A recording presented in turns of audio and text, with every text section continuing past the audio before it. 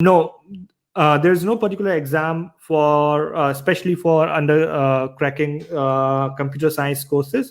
Um, there are a lot of English examinations. So there are 3 English examinations that are widely accepted around the world: TOEFL, IELTS, and PTE.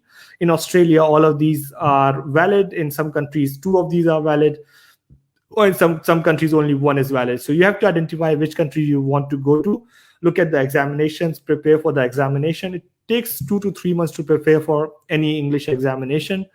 I didn't prepare for an English examination very formally, because I filled the form and I only had 2 months, and I was working in Honda at the moment, so I didn't get much chance.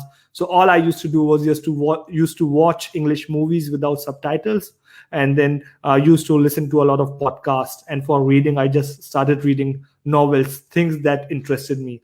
Because again, if I would have studied, I have never liked studying actually. So if I would have tried to study for the examination, I would have failed. But because I did the things I was passionate about, and I learned just by doing it practically, I was able to succeed in that particular.